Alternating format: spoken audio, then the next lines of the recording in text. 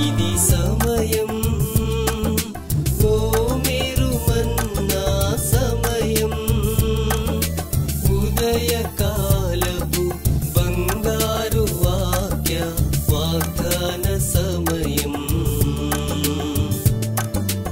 ఆదరించి బలపరచే ఓ మేరు మన్నా, మార్గం చూపి నడిపించే ఓ మేరు మన్నా, వాగ్దాన సమయం, ఓ మేరు మన్నా సమయం.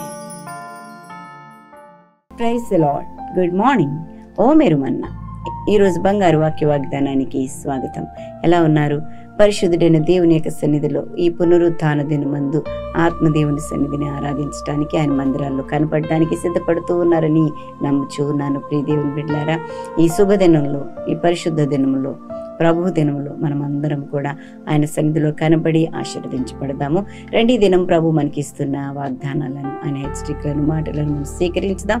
ప్రసంగి గ్రంథం 5వ అధ్యాయం 1వ వచనం ఈ రీతిగా సెలవిస్తా ఉంది: నీవు దేవుని మందిరంలో పోనప్పుడు నీ ప్రవర్తన జాగ్రత్తగా చూచుకొను. ఎక్లీషియస్ 5:1. God your steps when you go to the home of God. దేవునికి మహిమ కలుగును గాక. ప్రియ దేవుని బిడ్డలారా, దేవుడు మనకి ఒక హెచ్చరికను ఈ దినాన్ని ఇస్తూ ఉన్నాడు. అందరూ మందిరాలకి వెళ్ళడం అనేది విశేషమే కాదు. అయితే పిల్లరా, గొప్ప విశేషం ఏమిటంటే వెళ్ళేటప్పుడు మన ప్రవర్తన ఎలా ఉందో జాగ్రత్తగా చూసుకుంటూ వెళ్ళాలండి. మనము ఆయనకు ఇష్టమైన ప్రవర్తన కలిగి, ప్రభువుకి ఇష్టమైన ప్రవర్తన కలిగి మనం ఈ లోకల్లో ప్రభువుని సేవించేవారిగా ఉండాలి. క్రైస్తవ బిడ్డలమైన మన ప్రవర్తన ఎప్పుడు లోకం గమనిస్తూ ఉంటుంది, అపవాది గమనిస్తూ ఉంటాడండి. ఎప్పుడు తప్పు మోపుదామా అని చెప్పి, వేలెత్తి చూపుదామా అని చెప్పి చూస్తూ ఉంటాడు. ప్రియ దేవుని బిడ్డ, పరిశుద్ధుడైన దేవుని యొక్క సన్నిధిలో ఎవరు వేలెత్తి చూపలేనంత నిందారహితంగా మన ప్రవర్తన ఉండాలని చెప్పి మనవి చేస్తూ ఉన్నాను. మనం గనక దేవుని యొక్క వాక్యంలో చూస్తే అనేక మంది ఏర్పరచబడిన వారి సహితం కూడా తమ ప్రవర్తనలో తప్పిపోయినట్లుగా చూస్తూ ఉన్నాం. ఇశ్రాయేలు జనాంగం ప్రభు చేత ఏర్పాటు చేయబడిన ప్రజలు ప్రత్యేకమైన జనాంగం. వారు మాటి మాటికి తమ ప్రవర్తనలో తప్పిపోతూనే ఉన్నట్లుగా దేవుని యొక్క వాక్యంలో మనం చూస్తూ ఉన్నాం. పిల్లరా, న్యాయాధిపతుల గ్రంథంలో మరి చివరి అధ్యాయంలో 21వ అధ్యాయంలో 25వ వచనంలో చూస్తే, ఆ రోజుల్లో ఇశ్రాయేలు ప్రజలకు రాజు లేక ఆ ప్రజలు ఇష్టానుసారంగా ప్రవర్తించినట్లుగా మనం చూస్తూ ఉన్నాం. పిల్లరా, గమనించండి, దేవుడు న్యాయాధిపతులను ఏర్పాటు చేశాడు. అయితే ఇక్కడ ఏమని రాయబడింది? రాజు లేక. పిల్లరా, ఈ రోజున నీకు నాకు రాజు ఎవరు? మనకు అధికారులు ఉన్నారు, వారి యొక్క మాటలు చొప్పున నడుచుకుంటూ ఉంటాము. అయితే ఒక్కోసార్లు ఇష్టం లేకపోతే వాటిని మానివేస్తూ ఉంటాం. అయితే యేసు ప్రభు విశ్వాసులుగా, నిజ దేవుని ఎరిగిన విశ్వాసులముగా, ఆయన వెంబడిస్తున్న వారంగా మనం మాత్రం మన ప్రవర్తనలో తప్పిపోకూడదు. ఎందుకంటే మన హృదయానికి రాజుగా యేసయ్య ఉన్నాడు. మన జీవితాలకి రారాజైన యేసయ్య మనకు తోడుగా ఉన్నాడు. కాబట్టి ఆయన మాటలు చొప్పున, ఆయన విధులు చొప్పున, కట్టడలు చొప్పున మనం నడుచుకుని తీరాల్సిందే.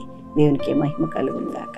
ప్రియులారా, మరి మన ప్రవర్తన బాగుందో లేదో మనం ఎలాగా తెలియపరుస్తాం లోకానికి అంటే, ప్రియులారా, మనది నీతి ప్రవర్తనగా ఉన్నప్పుడు లోకం మనల్ని గుర్తిస్తుందండి. వీరు దేవుని బిడ్డలండి అని చెప్పుతుందండి. ప్రియులారా, మన ప్రవర్తన దేవునికి మరి వ్యతిరేకంగా ఉండినట్లయితే ప్రియులారా, లోకం మనలను బట్టి ప్రభువుని అపహాస్యం చేస్తుందండి, ప్రభువుని నిందిస్తుందండి. కాబట్టి ప్రియులారా, మన ప్రవర్తన జాగ్రత్తగా ఉంచుకోవాలి అని చెప్పి మనవి చేస్తా ఉన్నాను. సమూయేలు మొదటి గ్రంథంలో 8వ అధ్యాయం 3వ వచనంలో సమూయేలు కుమారుల ప్రవర్తన ఎంత దారుణంగా ఉంది అంటే ప్రియులారా, సమూయేలు తమ బిడ్డలను న్యాయాధిపతులుగా ఇశ్రాయేలు ప్రజల మీద నియమిస్తే వారు న్యాయం చెప్తానికి పోను అన్యాయంగా ప్రవర్తిస్తున్నట్లుగా కనబడతా ఉంది. 8వ అధ్యాయం 3వ వచనంలో సమూయేలు కుమారులు ఇశ్రాయేలీయుల మీద న్యాయాధిపతులుగా ఉండి తమ తండ్రి ప్రవర్తనకు వ్యతిరేకంగా ప్రవర్తించారు. వారు ఎలా ఉన్నారట? ధనాపేక్ష కలిగి ఉన్నారు, లంచం పుచ్చుకుంటున్నారు, అన్యాయంగా ప్రవర్తిస్తున్నారు, న్యాయాన్ని త్రిపివేస్తూ ఉన్నట్లుగా దేవుని యొక్క వాక్యంలో ప్రత్యక్షంగా మనం చూస్తూ ఉన్నాం. ఏదా మన ప్రవర్తన? దేవుని బిడ్డలారా, దేవుని ఎరిగిన తల్లిదండ్రులు కలిగిన మనం ఉంటే గనక మనము మన ప్రవర్తనను బట్టి వారిని ప్రభువుని గౌరవించవలసిన వారంగా ఉండాలి. అంతేగాని చెడ్డ పేరు తెచ్చేవారంగా ఉండడానికి వీల్లేదు. ఈనాటి దినాలలో అనేక మంది ఎందుకు మందిరాలకు వెళ్తున్నారో అర్థం కావటం లేదు. మందిరాల్లో అపవిత్రమైన కార్యాలు ఉండడానికి వీల్లేదండి. పరిశుద్ధత కలిగి మనం ఉండాలి, మంచి ప్రవర్తన కలిగి మనం ఉండాలి అని చెప్పి వాక్యం సెలవిస్తూ ఉంది. ప్రియులారా, ఎలాంటి ప్రవర్తన అంటే కొరింథీయులకు రాసిన మొదటి పత్రికలో 15:34 చూస్తే నీతి ప్రవర్తన గలవారై ఉండమని చెప్పి తెలియచేస్తాం. నీతి ప్రవర్తన, మన దేవుడు నీతిమంతుడు కనుక మనం నీతికి తప్పకూడదండి. నీతి తప్పకూడదు, మాట తప్పకూడదు ప్రియ దేవుని బిడ్డలారా. అంతేకాదు పేతురు రాసిన మొదటి పత్రికలో 2:12 అంటారు, మంచి ప్రవర్తన గలవారై ఉండండి అని చెప్పేసి. అదే మొదటి పత్రికలో పేతురు రాసిన మొదటి పత్రిక 4:19 సత్ప్రవర్తన గలవారే నమ్మకమైన సృష్టికర్తకు మీ ఆత్మలను అప్పగించుకోండి అంటా ఉన్నాడు. దేవునికి స్తోత్రం కలుగును గాక. ప్రియ దేవుని బిడ్డలారా, మన ప్రవర్తన ఎలా ఉందో మందిరానికి పోయేటప్పుడు చూసుకోవాలి. మందిరానికి వెళ్ళేటప్పుడు మనల్ని మనం సరి చేసుకుని వెళ్ళాలి. ఎవరి మీదైనా కోపం, ద్వేషం, అసూయ, మత్సరం, కలహం ఏమైనా ఉన్నాయి, అసమాధానం ఉన్నాయేమో సరి చేసుకుని ప్రభు పాదాల చెందుకు వెళ్ళాలి. ఏదో నామకార్థ క్రైస్తవులుగా ఆదివారం వచ్చిందంటే మందిరాలకు వెళ్ళిపోవడం ఇది కాదు అండి పిల్లరా. మన ప్రవర్తన అంతా కూడా ఆయన నామానికి ఇష్టంగా ఉండాలి. లోకం కూడా హర్షించే రీతిలో మనం బ్రతకాలి. అట్టి విధమైన భాగ్యంలో మనం నడుచుకోవాలని చెప్పి తెలియచేస్తూ ఉన్నాను. అందుకే ఫిలిప్పీలకు రాసిన పత్రికలో 1:8 ఏమని చెప్తుందో తెలుసా? క్రీస్తు సువార్తకు తగినట్టుగా ప్రవర్తించమని చెప్పి తెలియచేస్తా ఉంది. దేవునికి మహిమ కలుగును. ఎలాగా? క్రీస్తు సువార్తకు తగినట్లుగా మన ప్రవర్తన అలాగుందా?